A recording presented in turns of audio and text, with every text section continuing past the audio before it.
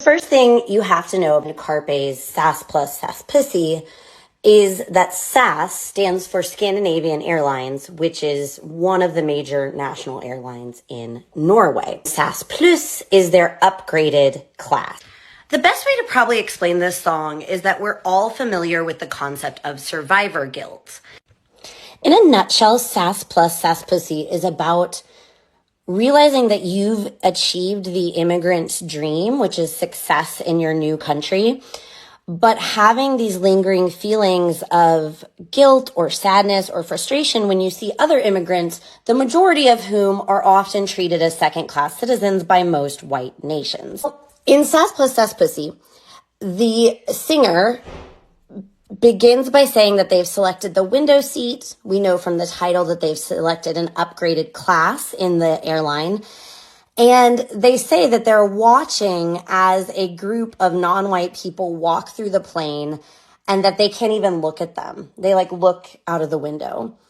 And I mean, there's more that we can analyze in this song, but that about encapsulates it. It's about sitting in that moment of privilege and realizing that your story has been really rare.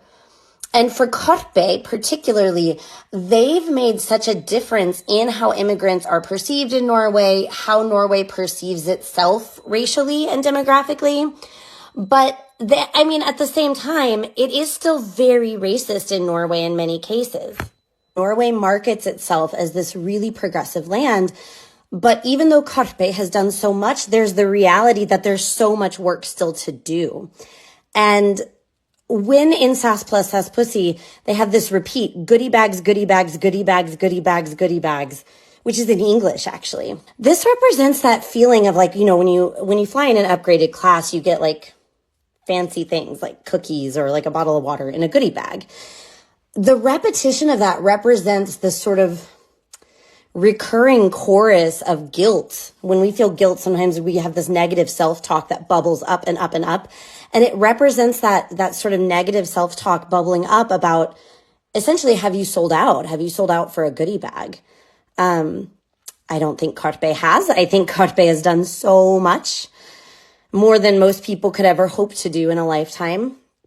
But that feeling is real and there, and it's so important that they express it so that other migrants hear that and feel that it's real. And like I said, other people who have had marginalized or non-majority experiences can also feel that same thing if they've sort of surpassed and broken boundaries, to know that it's normal and human to feel that way about your success and wonder about it. And I also think this is why marginalized voices have to be highlighted and lifted up, because those perspectives from the margins can teach us so much about our own situations.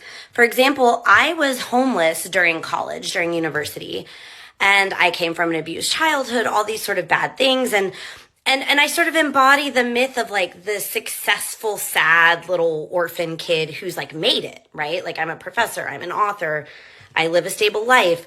But I know that most people that go through what I did don't make it. And so there's this ambivalence, a gratitude and a pride in what you've achieved, but a sense that there's others that weren't so lucky, and also a sense that often the media wants to make your narrative into this hopeful dream of the sad little orphan who made it or the poor immigrant who succeeded, but that's kind of a shaped narrative that doesn't help other people. So that's something that I think, even if we're not immigrants, we can learn something about many marginalized identities through songs like SAS plus SAS Pussy.